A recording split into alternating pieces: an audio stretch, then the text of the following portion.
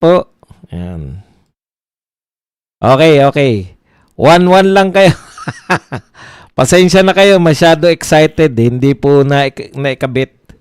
Ha? Hindi lang po naikabit yung ating mikropono. O, mag-1 na po kayo kung may mikropono na po. Kung meron na tayong sounds, mag-1 lang po tayo. Huwag nyo na rin kalimutan, mag-likes na rin. Ituloy-tuloy na natin sa likes. Ayan. Okay. Start tayo. Nakalimutan ko lang pong isaksak yung mikropono natin. Pasensya na po. Sobrang excited lang magsimula. Start na po ulit tayo. Magandang araw sa atin lahat mga kababayan. Saan man panig kayo ng daigdig naroon. Dito na naman tayo sa another episode ng ating vlogs. Badong Aratilis po. Pag-uusapan natin ngayon, ito po, no, ayon po sa Akbayan President Rafaela David, si Pangulong si Vice President Sara Duterte daw po ay dapat maghanda sa impeachment not once but twice. Grabe naman. Pinagmalakip nyo pa yung unang impeachment nyo. Pag-uusapan din po natin, 11 senador na daw po ang handa. Handang pumirma dito po sa draft report ng Blue Ribbon Committee ni Pampilo Lacson. Pero with reservation. Ibig sabihin po, gusto po nilang magkaroon ng mga pagbabago dyan po sa draft na yan. Kaya po isasalang po nila yan sa dito po. At tayo rin po, marami rin tayong katanungan. Isasalang po nila yan dyan po sa may plenaryo ng Senado. Excited na po tayong makita kung ang mapaliwanag ni Senator Lacson, bakit may mga pangalan na tila nawawala dyan sa Blue Ribbon Committee. Yung pong recommendation ng Blue Ribbon Committee. Yan po mga pag-uusapan natin, pero bago yan, kung bago ka pa lang dito sa ating channel, mag-subscribe ka na dahil ito lang ang tanging channel na may kinikilingan, may pinapanigan, una sa balita, huli sa impormasyon, kaya nung panghinihintay nyo, pindot na. Okay. Ito po yung mga ilusyonadang Akbayan Party List. Sabi po, prepare to be impeached not once but twice. Prepare to go down in history as the first Vice President to be impeached not once but twice. Yan po ang sinabi nito ni Rafaela David. Ito po ang bagong presidente. Pumalit po kay Risa Hontiveros. Okay. Titignan po natin kung magkakaroon din na matinding pagbabago ang itsura nito. Kasi ngayon po medyo alanganin po sa kagandahan to si Rafaela David. Titignan po natin pag matagal na siyang presidente o naging congressman na o kaya naging senador kung magbabago rin ang kutis. Anyways, okay. Alam nyo po, una, bakit kayo proud na proud sa unang impeachment ninyo kay BP Sara? Ipapaalala ko lang, no? Yung unang impeachment ninyo, kayo po, tignan nyo kung ka-proud-proud po ba to. Ang unang impeachment ninyo, biniginang, di ko alam kung ginang na to o binibini pa Rafaela David, ipapaalala ko lang, ay binasura ng Supreme Court, idiniklarang unconstitutional. Ngayon lang po ako nakakita ng grupo na proud sila na yung kanilang unang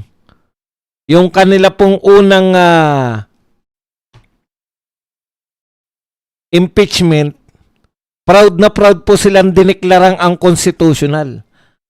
Alam nyo po, sa totoo, kung normal po ang utak ninyo, pag diniklara kayo ng Supreme Court na unconstitutional yung ginawa nyo, mahihiya kayo.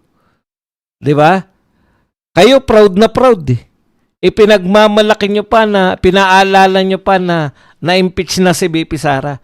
Alam po ng lahat ng tao na yung unang impeachment against Vice President Sara Duterte ay diniklarang unconstitutional. Lumabag kayo sa batas. Deklarado. Bakit kayo proud? Bakit pinagmamalaki nyo pa? Hindi po normal na ipagmalaki. Halimbawa ako, sinabihan ako na diniklara ka ng korte na illegal yung ginawa mo, badong. Unconstitutional yung ginawa mo, ipagmamalaki ko pa ba yan? Okay, tayo, unconstitutional yung ginawa ko. Ha? Wala pong sane person, wala pong matinong tao na ipagmamalaki yung kanyang ginawang illegal. Siguro, kung hindi nyo kinikilala yung Supreme Court, yan, proud kayo sa ginawa ninyo.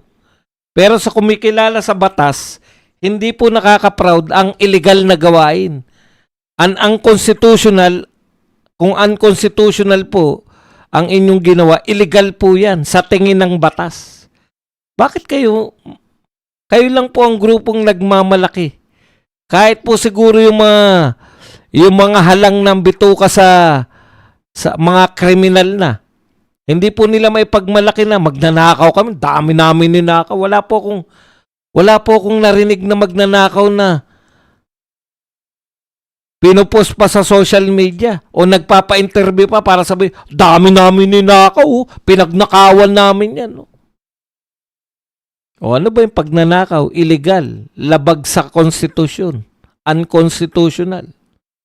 Kayo, proud na proud kami, Ang constitutional yung ginawa namin,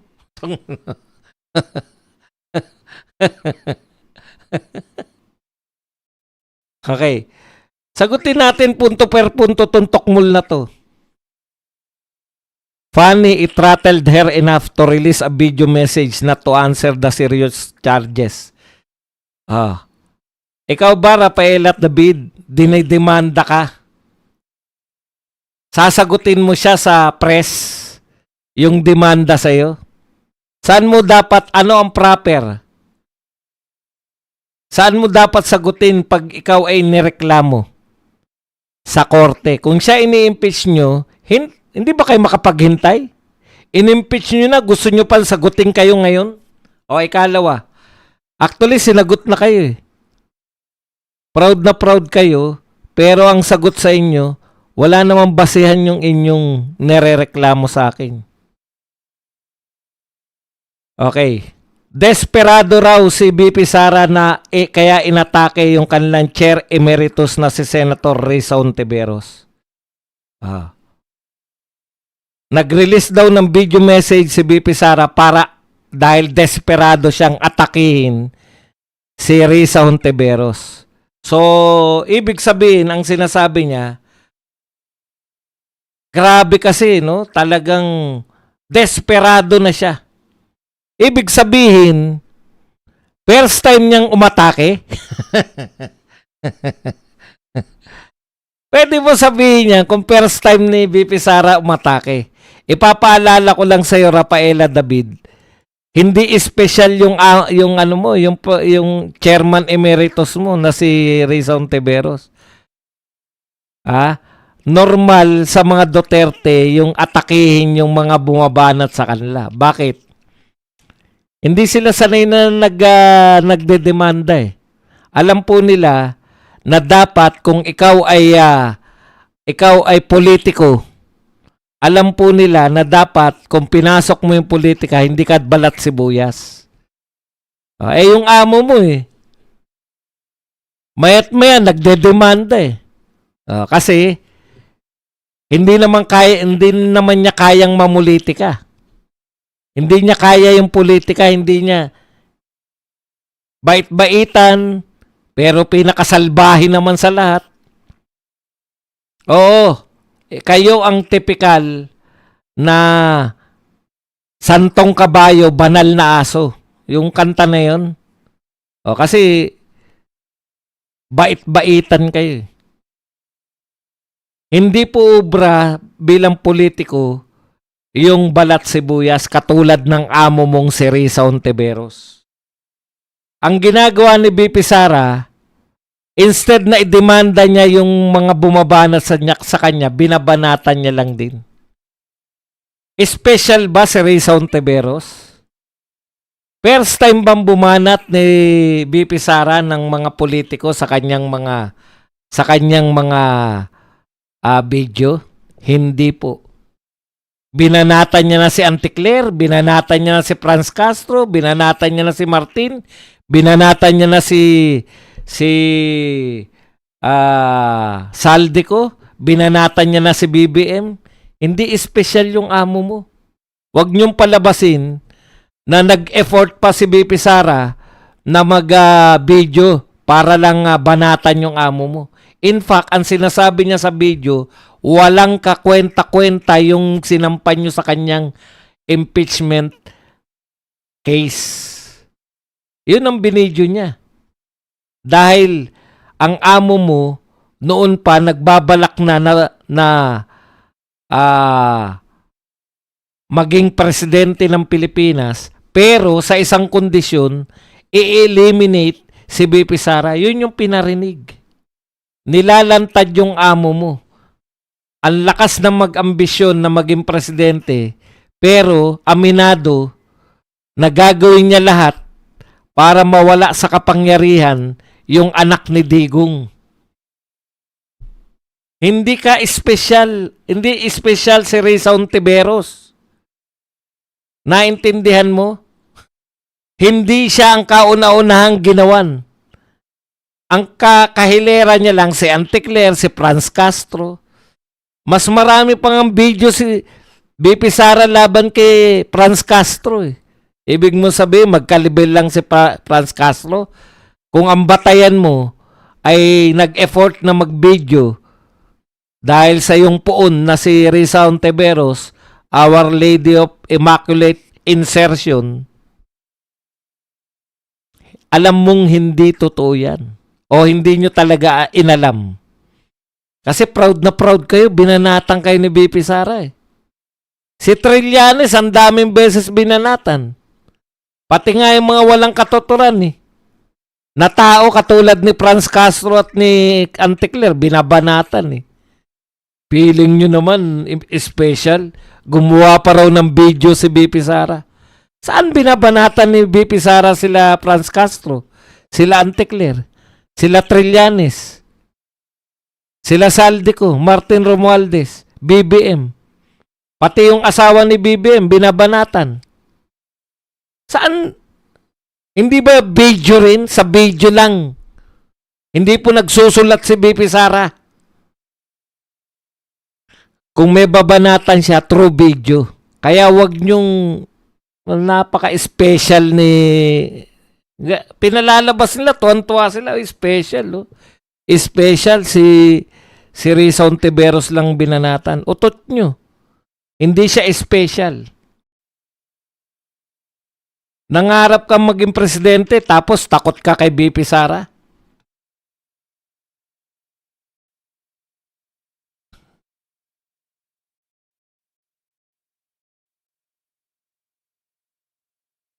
Okay. Kaya hindi kayo kinakasuhan ni BP Sara dahil alam niya ang politika. Sanay siya sa politika. Lumaki siya na ang tatay niya politiko. Na ang best way para tirahin yung mga kalaban mo, tirahin mo. hindi yung kakasuhan mo.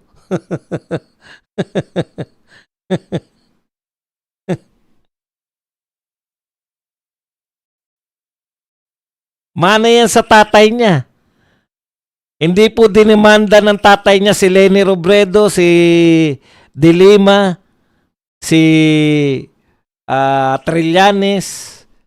Taliwas po sa gustong palabasin ni De Lima na pinag-initan siya. Bakit? Kung may pag-iinitan si Tatay Digong na idedemanda niya, si Trillanes yun. O kaya si Leni Robredo. Kasi mayat mayang bumabanat yun. Ikaw, hindi ka naman importante, Laila De Lima. Kaya ka nakulong, hindi dahil pinag-initan ka ni Duterte. Kaya ka nakulong, may mga testigo laban sa'yo. At narinig namin.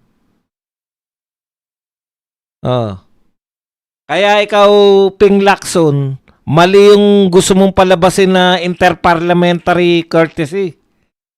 Dahil nakita namin yung HOR, inimbestigahan si Dilima na senador, kahit wala si Dilima. Pwede mong imbestigahan sana yung 67 contractor kahit hindi sila umattend.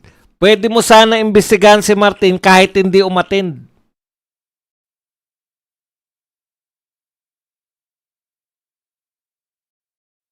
Special si Risa Ontiveros, binanatan siya. Yun daw ang dahilan kung bakit peke daw si BP Sara, sinasabi na minamalit. Talaga namang minaliit yung ano niyo, wala kayong ebidensya eh. Hanggang ngayon wala naman talaga kayong ebidensya. Rattled enough daw. Narattled, nataranta si BP Sara, nataranta kay Risa Ontiveros. Tumingin nga kayo ng survey. Wala pa nga 1% si Risa Ontiveros eh.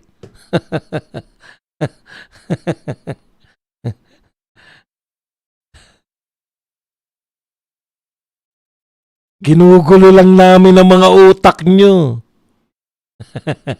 Hindi nyo alam ang ginagawa namin. Di ba? Okay, punta na tayo rito kay Ping Lacson.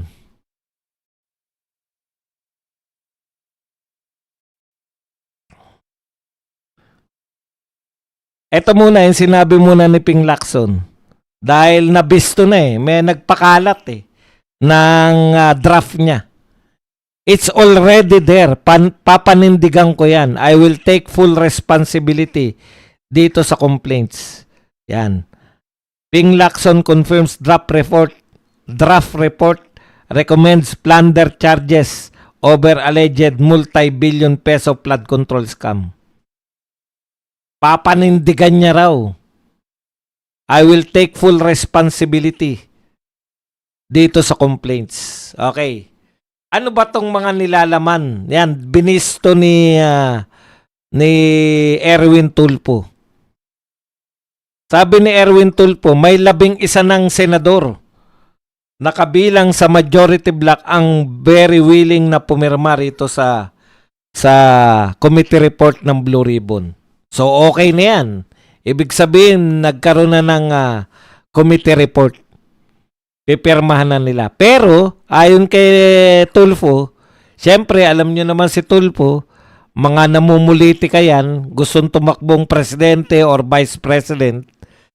Kaya kinakailangan niya na yung mga gusto ng taong marinig ang kanyang mga sinasabi.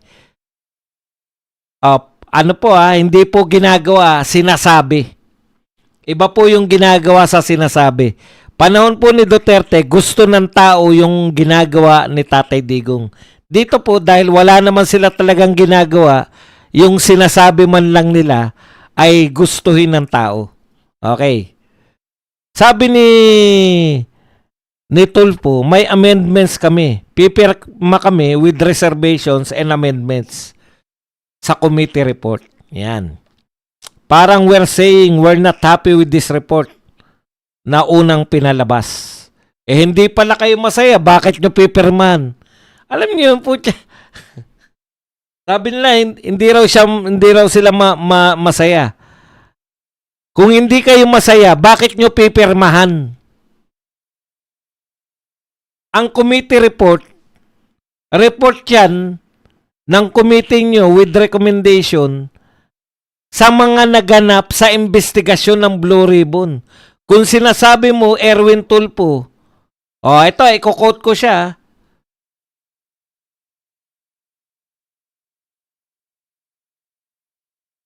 Parang we're saying, we're not happy with this report na unang pinalabas ninyo.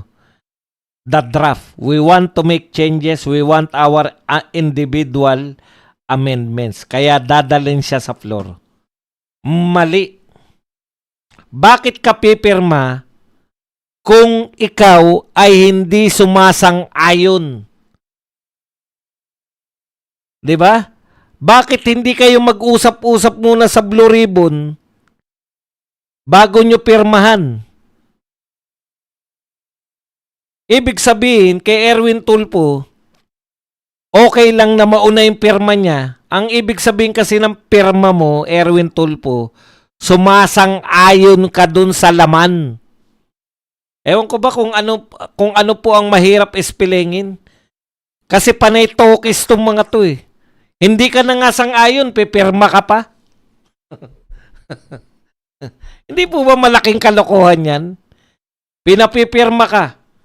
Teka muna, hindi naman to ang mga naganap ah. Pipirma ako pero babaguhin natin ha. Baguhin nyo muna bago ka pumirma. Di ba ganun? Hindi ko alam ha. Hindi ko po alam kung tama po yung sinasabi ko. Pero kung senador ka at binigyan ka ng isang dokumento, pinapipirmahan ka, sasabihin mo, pipirma ako rito ha, pero babaguhin natin. Eh kung hindi binago, nakapirma ka na. Tsaka kaangal ngayon sa media. Eh pumirma ako dyan eh. Ang sabi ko, babaguhin namin eh. Anak ng tinapan. Yan yung sinasabi natin na alam na nilang mali, pero pipirmahan pa rin nila, pero magmamalinis pa rin sila pagdating sa media. Pagkausap nila media, bida pa rin sila.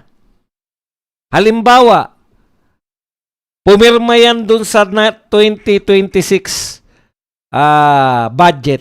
Ano sinasabi niya? Meron pa ring insertion. Sana sa 2027 wala nang insertion. Eh pumirma ako pero oh, 'di ba? Ano na nga yung sinabi niya? Teka, ibalik lang natin.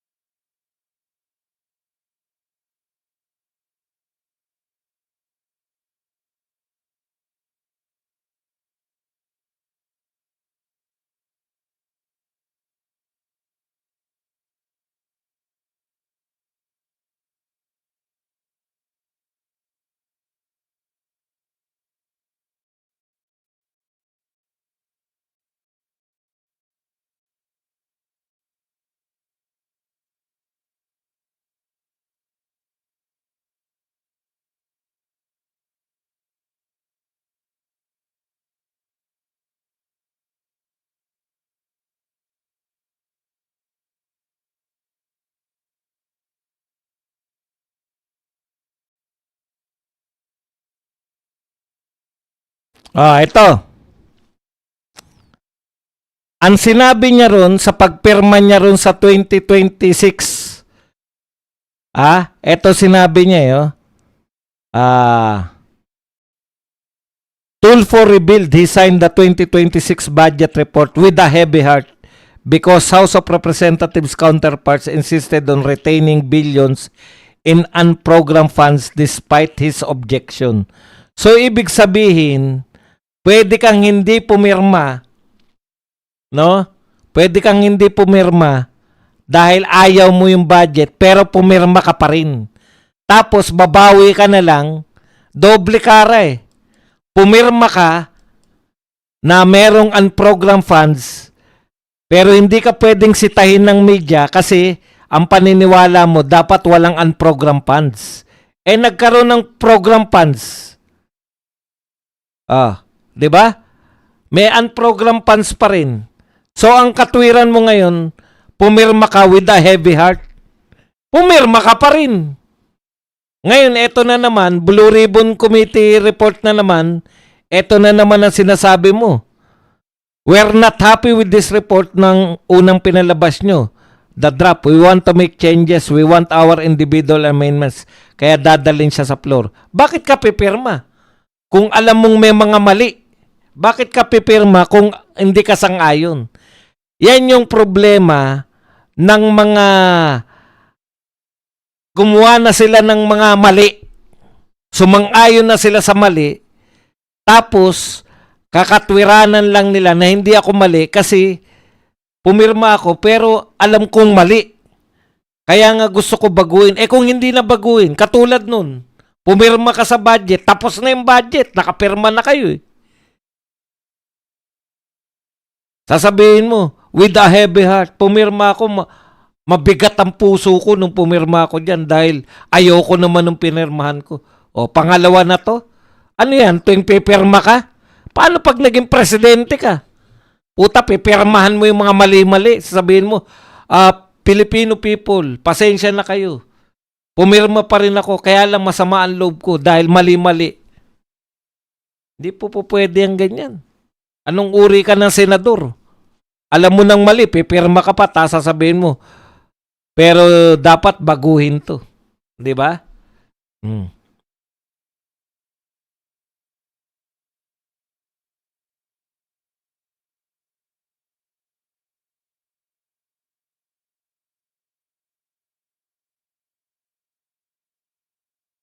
So ano raw po yung nakikita nila na wala? Bakit gusto niyang i-amend? Bakit gusto nilang baguhin?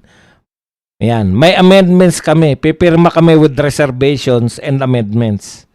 Yan. So, in partial draft report obtained by Bilyonaryo, ito pong pinagbabasahan natin ito.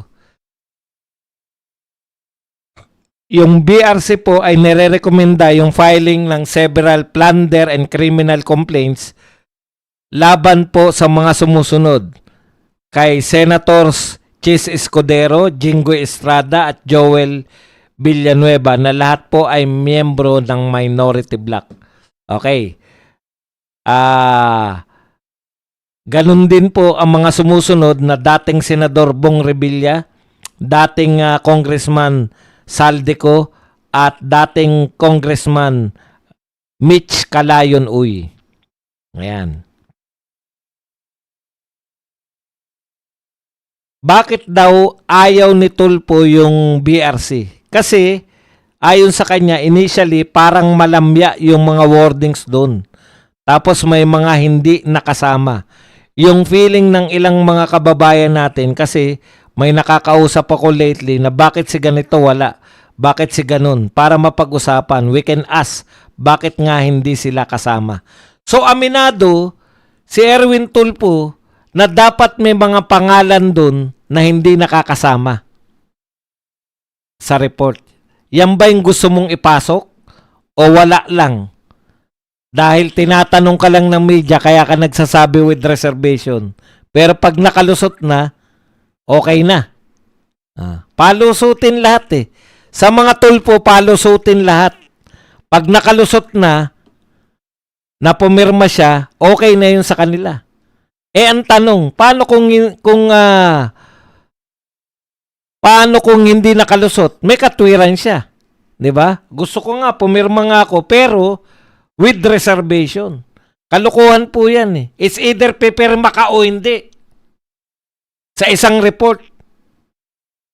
Report na nga eh. Nang uutulang kayo ng tao, paano kung wala na paano kung tumahimik lang yung tao? Eh di tuloy na, yun na yung report nyo. O maganda yung observation mo. Pero mali yung gagawin mo, pipirma ka ng may reservation. Kailangan natin ilatag dyan para lahat kami mapag-usapan namin. Nandyan kayo, nandyan ang taong bayan, watching para malinaw. Then we can ask, bakit hindi ito kasama? Anong reason? Bakit hindi ito kasama? Nasaan ito? Bakit puro sila ganito? Yan ang sinasabi ng kasamahan namin. Si Erwin Tulfo kasi walang sariling nakarinig siya, 'di ba? Yan yung sinasabi sa akin ng mga tao na bakit daw wala si ganun. Kaya bakit ang tanong nga, bakit ka pipirma pa rin? Kung wala nga sila sa ganun. Ibig sabihin, pipirma ka pa rin kahit mali yung pinipirmahan mo. Okay. So sino po yung sinasabi? Si Romualdez ba? Hindi po nagbigay si Tulfo ng pangalan ng gusto niyang makita sa report. Siyempre, hindi niya papangalanan si Martin dahil siya ay isang Julalay. Si Tito Soto, tuta ni Martin. Ito naman, Julalay ni Martin. Hindi nila pwedeng ikailayan dahil ilang lakad ni Martin kasama siya eh. Naalala nyo na yung nanghuli sila ng bigas? Opo, bigas po ang hinuli. Hindi po yung may-ari ng bigasan. Saan ka nakakita? Nanghuli. Wala po bang may-ari sa tingin ninyo yung illegal? Bakit nyo hinuli yung bigas? Illegal. Di ba? Illegal daw yung siguro hinuhold yung bigas doon. Illegal daw yun. Kinumpis ka yung bigas. Kung kinumpis ka nyo yung bigas, bigas ba yung kusang nag-ipon sa kanila? May-ari nun eh. Nabalitaan po ba natin na nahuli yung may-ari ng bigasan? Wala lang. Importante lang bigas. Hulihin namin yung bigas, ipamigay namin, tatakan namin ng tatak na mukha ni Romualdez. Di ba? Yan yung ginawa nila dun eh. Si Romualdez yun. Sinong julalay niya ron? Erwin Tulfo. Yung issue naman po ng itlog. Tinitignan ni Martin Romualdez yung dalawang itlog. Sinong julalay niya riyan? Si Erwin Tulfo.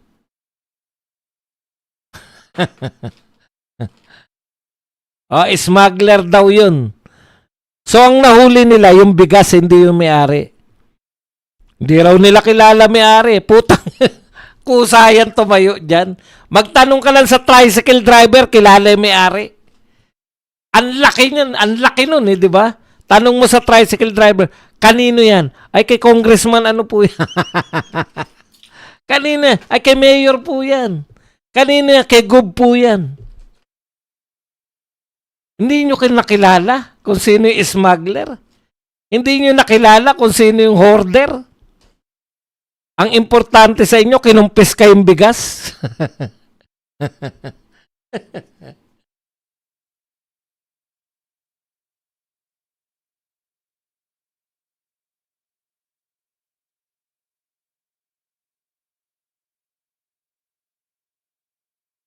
Maganda yung tanong ni Mocha Princess. Ito po yung mga wala. Grace po, bakit wala? Bakit wala yung si Kimbo? Di ba? Bakit hindi nyo naimbestigahan man lang? Sino pang wala? Si Martin Romualdez. Bakit wala siya? Bakit hindi siya? Ang sinasabi ni Lacson, sinusundan namin yung ebidensya. Narinig namin yung ebidensya laban kay Martin Nasaksihan namin, tinuturo si Martin Bakit hindi siya kasama? Okay. Ikalawang tanong. 67 contractors. Kanino namin narinig yan? Kay Ping Lacson, sa chairman ng Blue Ribbon Committee.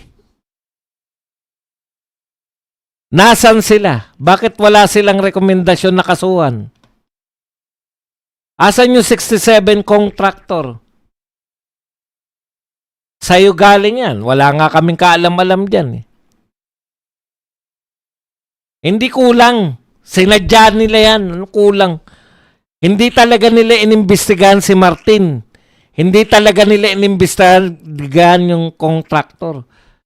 Nag-imbestiga ba sila sa mga contractor? Panay taga Bulacan lang. Buhat no naging BRC, si Ping Lacson, Bulacan lang, Bulacan.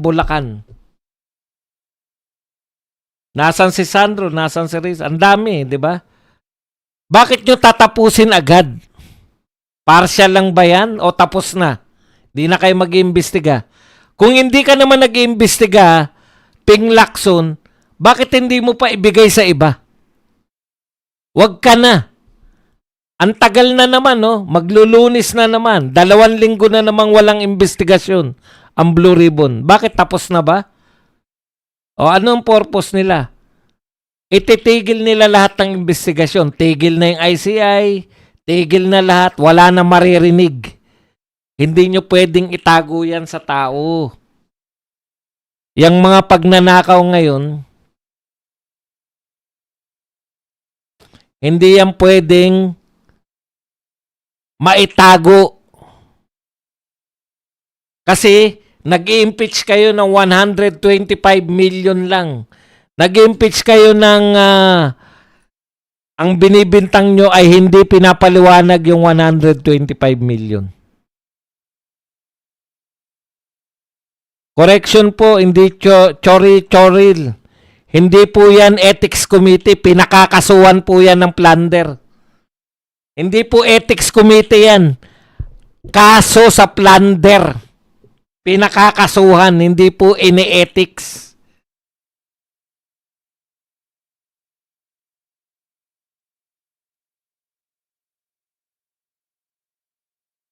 Pati yung ethics committee nyo eh. Putya, salang agad.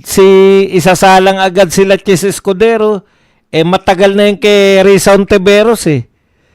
May nag-file ng ethics committee kay Risa Ontiveros sa tanim witness.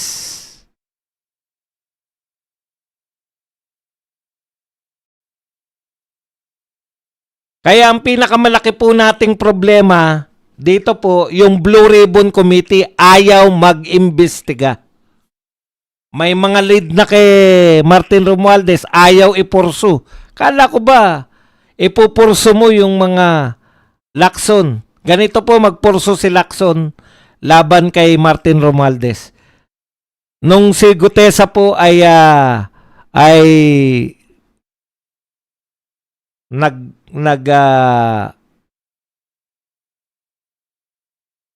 naging resource person, speaker.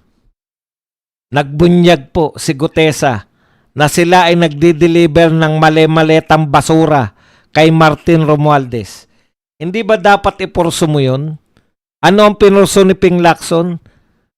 Kung peke o hindi yung kanyang affidavit. Yung panunumpa, hindi mo tinanong, yung panunumpa niya ba peke? Saksi ang lahat na numpa siya eh. Saksi ang lahat na pwede kayong magtanong. Saksi ang lahat na nagtatanong ka. Saksi ang lahat na naroon nanumpa si Gutesa, nagkwento si Gutesa, tines ninyo kung tama yung sinasabi ni Gutesa sa pamamagitan ng tanong, tatanungin nyo, di ba ganun? Pag nagsisinungaling ang tao, makikita ninyo, dahil sanay ka mag-imbestiga, tuwan-tuwa sa'yo si Tito Soto, di ba?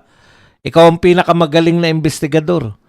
Napatunayan niyo ba nagsisinungaling sa Gutesa? Hindi. Nakita ba ng tao na nagsisinungaling si Gutesa? Hindi rin. So sa makatuwid, si Gutesa ay credible na witness.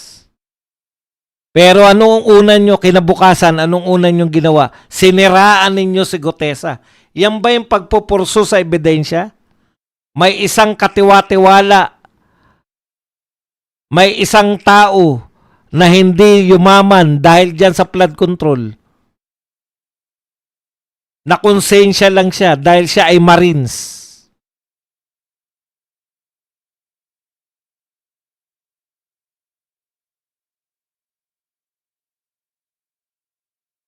Pero imbis na ipurso nyo yung mga pinagsasabi ni Gutesa,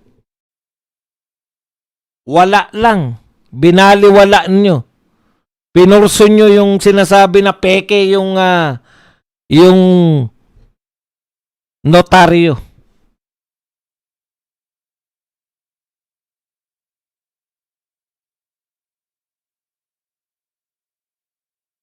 Gusto nyo sirain, hindi nyo naman nasira. Masisira nyo lang yung isang testigo kung sa pagtatanong ninyo, may papakita nyo na nagsisinungaling. Lahat ng tinanong nyo, sinagot eh. Satisfied lahat, pati mga audience. Akala namin, after Gutesa, marami na. Kasi ang daming binanggit na pangalan eh. Akala namin, iimbitahin ninyo yung mga binanggit ni Gutesa. Ang mga sumunod nyong hakbang, tinigil nyo yung investigasyon. Resign kunwari. Para saan? Para makaalis na yung mga binanggit ni Gutesa. Para makapagtago na. Para hindi nyo na maimbestigahan. Tapos ngayon, maglalabas na kayo, committee report na. Bitin kami kasi hindi kayo nag-iimbestiga. Yan ang katotohanan, Ping Lacson. Hindi kayo nag-iimbestiga.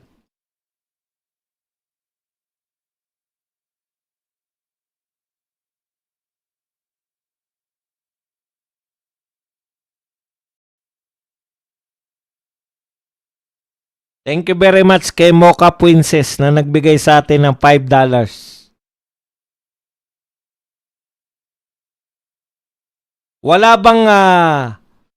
Wala po bang katotohanan yung sinabi ni Gutesa?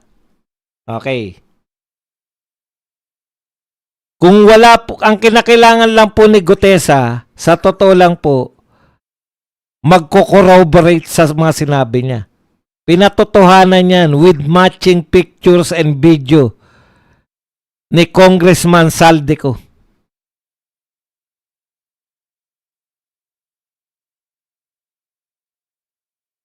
Kaya yan, eto mga diversion lang tong ano na to, impeachment na to. Magtagumpay man kayo sa impeachment, loko-loko ba yung mga Duterte supporter na in-impeach nyo na si BP Sara? Kayo pa rin ang iboboto. Kahit sino man sa Dilawan na nag-endorso niyan at sa mga taga-administrasyon, hindi pa rin namin iboboto. Ano yan? Halimbawa, nagtagumpay kayo, BP Sara. Kaya kayo, kailangan natin kayo ngayon, lalo na kayong mga taga-Visayas at Mindanao, iparamdam ninyo sa mga congressman nyo na ayaw nyong makisali sila dyan sa impeachment kay BP Sara. Kung hindi, hindi nyo na sila susuportahan. Mag-campaign kayo. May mga Facebook po lahat yan. Bahain po ninyo. Mr. Congressman, hindi na namin kayo susuportahan pag sumuporta kayo sa impeachment ni BP Sara. Mr. Congressman, babawi kami. Yung pamilya ko, hindi ka na iboboto at ang buong pamilya mo. Kung itutuloy nyo yung impeachment kay BP Sara para may pressure sila. Ang pressure kasi sa kanila ngayon mula sa mga amo nilang magnanakaw eh. Para lang kanino? Sa kapakanan ni Risa Ontiveros para mawalan lang ng kalaban na Vice President si Risa Ontiveros?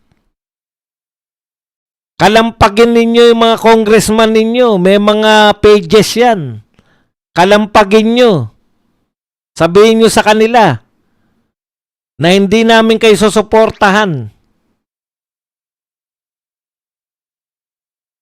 Kulang kayo, wala pa po tayo sa impeachment. Hindi pa po nakakakuha ng mangampanya po tayo sa mga congressman natin. Hindi po tayo po pwedeng kampante lang na tagapanood. May magagawa po kayo. Kayo, meron pages, lahat ng congressman ninyo, i-message ninyo. Sabihin nyo, congressman, lahat ng pamilya ko hindi ka na iboboto pag sumama ka dyan. At mangangampanya pa ako laban sa iyo at sa pamilya nyo.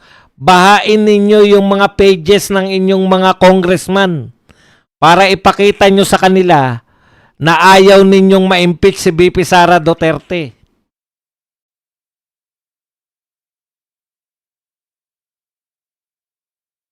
Eh di ikaw, hayaan mo. Wala kang pakialam sa akin kung anong gusto kong gawin. Hindi naman tayo nakikiusap eh. Sinasabihan natin sila na kung susuportahan nila, hindi nyo na susuportahan. Hindi ko sinabi magmakaawa kayo.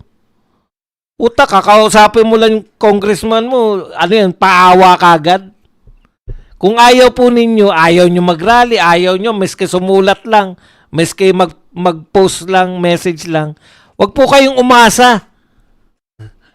Ang problema, hanap kayo ng hanap. Asan na yung people power? Asan na yung one time, big time? Kaya nyong magtrabaho para sa sarili nyo. Huwag kang makialam sa akin. Hindi maganda, utot mo. Anong gusto mo? Suportahan nila yung kanilang... Huwag kang makialam. Gusto mo, gumawa ka rin, manawagan ka rin na sulatan nyo, ano kayo sa mga congressman nyo, sabihin na impeach si BP Sara. Gusto mo pala ma-impeach si BP Sara, wala kang pakialam sa amin.